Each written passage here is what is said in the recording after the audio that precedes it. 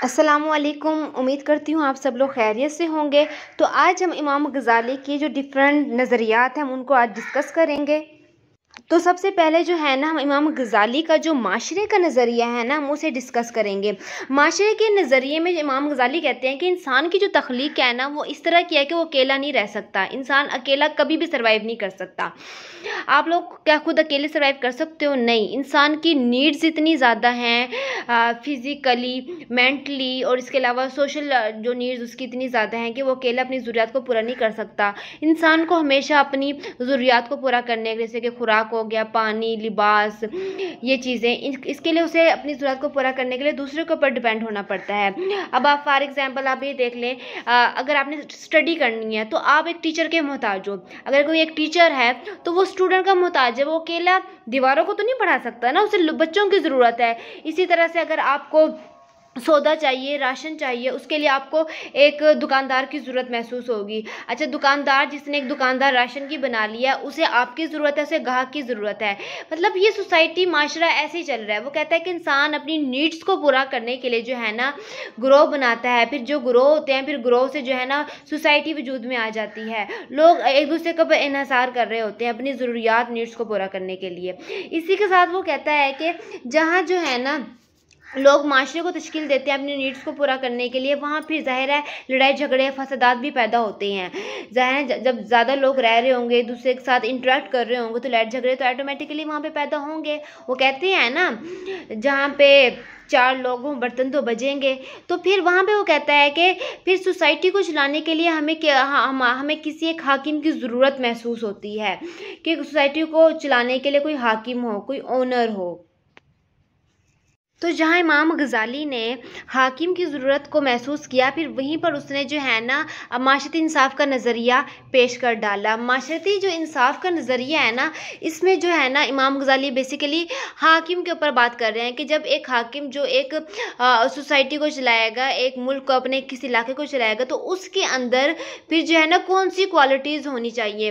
उसे फिर अपने मज़हब को देखते हुए जो है ना अपने जो है ना कंट्री को चलाना चाहिए, अपने इलाके को, अपने मुल्क को चलाना चाहिए। उसने जो है ना 10 खूबियां बयान की हैं जो एक हाकिम के अंदर होनी चाहिए। इमाम गज़ाली कहता है सबसे पहले तो उसके अंदर कनात पसंदी होनी चाहिए। अच्छा, दूसरा वो कहता है कि लोगों की ख्वाहिशात की वो तकमील करे। मतलब जो उसका जो फ़र्ज़ होना चाहिए ना एक हाकिम का, उसे चाहिए कि वो लोगों की नीड्स को पूरा करे। लोगों की नीड्स क्या हैं?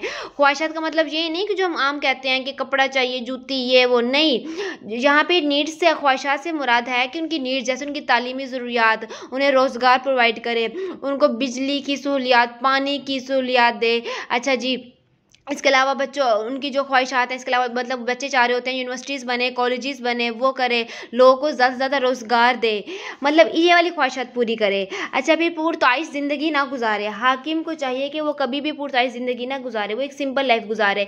ये नहीं कि अवाम भूखी मर रही है, प्यासी मर रही है, गुर्बत के मारे मर रही है, खुदकुशी कर रही है, वो खुद पुरताइश ज़िंदगी गुजार रहा है, इर्द गिर्द गार्ड गाड़ी बंगला, नौकर चाकर, इस टाइप ये वाली लाइफ ना गुजारे, बल्कि नबी पाक सल्लल्लाहु अलैहि वसल्लम के उसवा हुस्ना को फॉलो करते हुए एक सिंपल ज़िंदगी गुजारे, जिस तरह हमारे नबी पाक सल्लल्लाहु अलैहि वसल्लम ने अपनी ज़िंदगी गुजारी। इसके अलावा जो उसके सरकारी फ़राइज़ उनमें मियाना रवि इख्तियार करे। मियाना रवि का मतलब है कि जो ज़ाहिर है वो एक अफसर है, सरकारी अफसर है ना, तो उसे चाहिए कि वो अपने सरकारी जो फ़राइज़ में मियाना रवि इख्तियार करे, ना बहुत ज़्यादा हार्शली बिहेव करे ड्यूटीज़ को लेके, और ना ही बहुत ही नर्म हो जाए कि उसे परवाह ही ना हो कि हो क्या रहा है कंट्री में, मेरा निज़ाम सोसाइटी का कैसे चल रहा है, कैसे नहीं चल रहा। इसके अलावा जो एक और क्वालिटी बयान की है वो है महकूम की इत्मीनान बख्शी। मतलब उसे चाहिए कि पब्लिक को सेटिस्फाई करे, मतलब पब्लिक फीडबैक लेते रहे कि अवाम क्या मेरी जो मैं काम कर रहा हूँ मेरे से खुश है या नहीं है, क्या अवाम सेटिस्फाई है मेरी ड्यूटी से जो मैं सर अंजाम दे रहा हूँ, क्या मेरी प्रोग्रेस से अवाम को कोई मसला तो नहीं हो रहा, कोई इशू तो नहीं है। मतलब अवाम को सेटिस्फाई करे जो उसका सर काम है। इसके अलावा कानून शिकनी से परहेज़ करे। ये नहीं कि मतलब अवाम के लिए कानून हो, अपने लिए कानून ना हो, वो जो मर्जी गुनाह गलती करे उसे कोई सज़ा ही ना मिले। नहीं, अगर वो रोड पे जा रहा है हुक्मरान, तो फिर ये नहीं कि वो ट्रैफिक सिग्नल्स को तोड़ ले, बल्कि उसे चाहिए कि वो भी कानून को फॉलो करे। मुखलिसाना बर्ताव, मतलब उसे चाहिए कि अवाम के साथ अपने जो उसकी काबीना है, अपनी जो टीम के लोग हैं उनके साथ बहुत अच्छा सलूक करे। ये नहीं कि उन्हें बहुत ज़्यादा जो है ना गिरा हुआ समझे, उनके ऊपर जुल्म करे, इस टाइप के नहीं होने चाहिए। इसके अलावा मजहबी उलमा से ताल्लुक़, ज़ाहिर है हम एक मुस्लिम कंट्री में रहते हैं, वो मुसलमान हुक्मरान है, उसे चाहिए कि वो मतलब उलमा से मिलता रहे, उनसे गाइडलाइन लेता रहे कि भाई आप हम मुझे बताएं कि अब सोसाइटी में ये इशू हो रहा है, ये मसला हो रहा है, इस मसले के रूम में हदीस क्या कह रही है, इस मसले के बारे में कुरान मजीद इस्लाम क्या कह रहा है, मतलब उनसे तालीम लेता रहे, उनसे नॉलेज लेता रहे, उनसे हेल्प लेता रहा करें। इसके अलावा अफसरान निगरानी की निगरानी, इसके अलावा उसे चाहिए कि जो उसकी टीम के लोग हैं जो काम कर रहे हैं उनके ऊपर मुकम्मल चेक एंड बैलेंस रखे कि क्या वो लोग करप्शन तो नहीं कर रहे, फ्रॉड तो नहीं कर रहे, अवाम के हकूक़ के साथ खेल तो नहीं रहे, क्या वो अपने फ़राइज़ सही तरह से अंजाम दे रहे हैं या नहीं दे रहे, उनके ऊपर भी मुकम्मल चेक एंड बैलेंस रखे। इसके अलावा हुक्मरान को चाहिए कि अपनी गलती पर काबू रखे। काबू का मतलब यह है कि ज़ाहिर इंसान खता का पुतला है, वो भी इंसान है, उसे भी गलती हो सकती है हुक्मरान से, लेकिन उसे चाहिए कि गलतियाँ ना करे।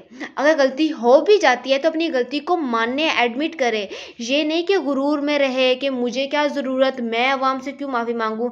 अगर ज़ाहिर इंसान है, उनसे कोई गलती हो जाती है जिसकी वजह से अवाम का दिल दुखे या अवाम को उसकी वजह से कोई नुकसान हो, तो उसे चाहिए कि अपनी गलती की माफ़ी मांगे मीडिया पे आके, और भी अपनी गलती पर काबू करे, अपनी उस गलती का मुदावा करे, और कभी भी गलत फहमी का शिकार ना हो कि भाई जी मैं बड़ा परफेक्ट हूँ, मैं बिल्कुल सही हूँ, मेरे से तो कभी गलती हो ही नहीं सकती, कभी भी गलत फहमियों का शिकार ना रहे।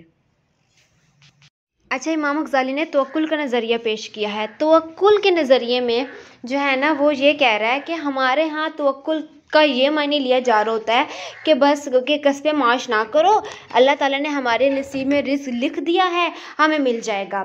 इमाम गज़ाली कहता है कि इसमें मैं आपको इन शॉर्ट करके बता रही हूँ कि तवक्कुल के नज़रिए में वो असल में बताना क्या चाह रहा है। तवक्कुल ये नहीं है कि भाई आप कसबे माश ना करो, मेहनत ना करो, मजदूरी ना करो, कारोबार ना करो, रोज़गार ना करो, बल्कि ये यकीन करके बैठ जाओ और ये तवक्कुल करके बैठ जाओ कि भाई नहीं जी हमारे तो नसीब में लिख दिया अल्लाह ताला ने रिज़्क़ तो पहले से लिखा हुआ है और जो हमारे नसीब में होगा हमें मिल जाएगा। इमाम गज़ाली कहता है कि ये तवक्कुल नहीं है, बल्कि तवक्कुल कहते हैं कि आप अपनी सलाहियतों को इस्तेमाल करो, मेहनत करो और फिर तवक्कुल करो कि जी हाँ अल्लाह ताला हमें रोज़ी देगा, हमें रिज़्क़ देगा जो हमारे नसीब में लिखा है। इसे कहते हैं तवक्कुल कि आप पहले मेहनत करो, अपनी सलाहियतों को इस्तेमाल करो और फिर अल्लाह ताला पे छोड़ दो कि जी आगे अल्लाह ताला की मर्ज़ी, अल्लाह ताला ने जो हमारे नसीब में लिखा होगा हमें मिल जाएगा।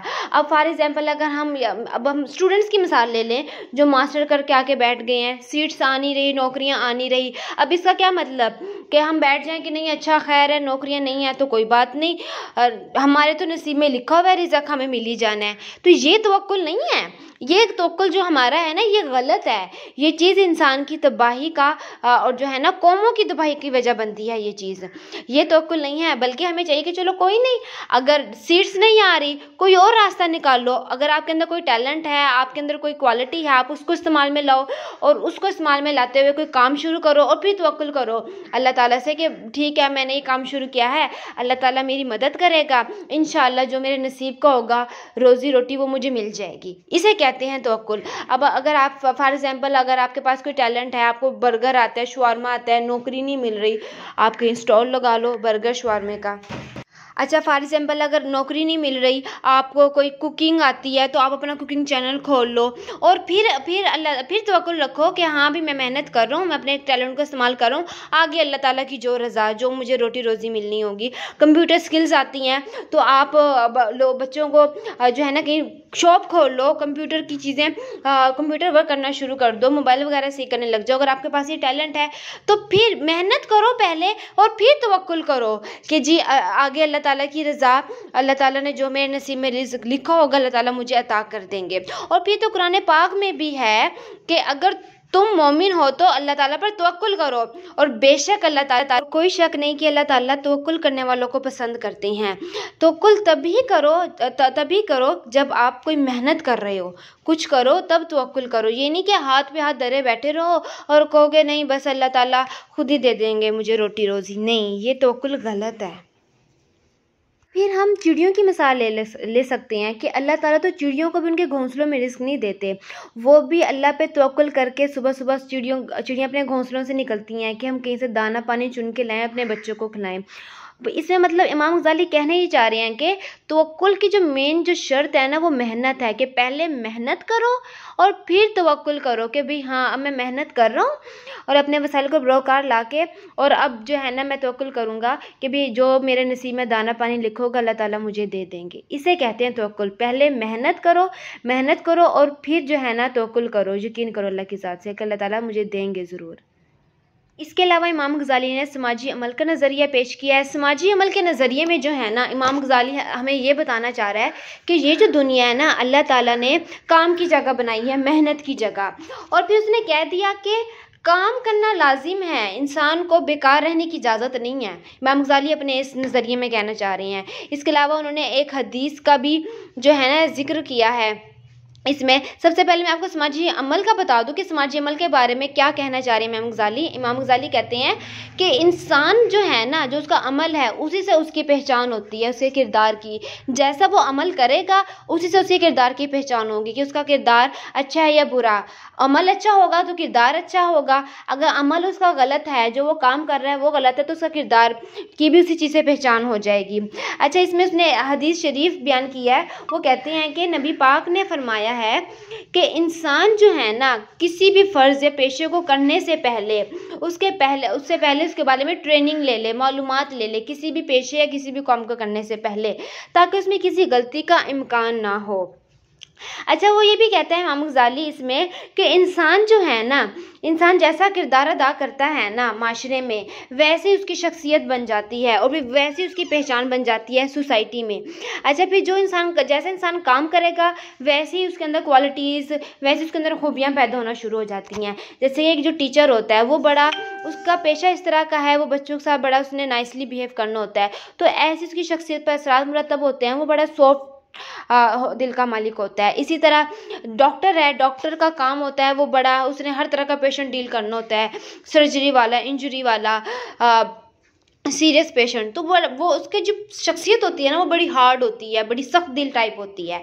इसमें वो कहने ये चाह रहा है कि इंसान को जो है ना कोई भी पेशा करने से पहले, कोई भी काम करने से पहले उस पेशे या हुनर को पहले सीख लेना चाहिए ताकि उससे कोई गलती ना हो।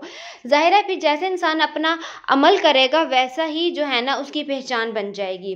तो इसमें मतलब समाजी अमल के नज़रिए में वो कहने ये चाह रहा है कि इंसान के जो है ना अमल से उसके किरदार की पहचान होती है। जैसा वो काम करेगा वैसे ही उसकी पहचान बन जाएगी, वैसे उसका किरदार बन जाएगा सोसाइटी में।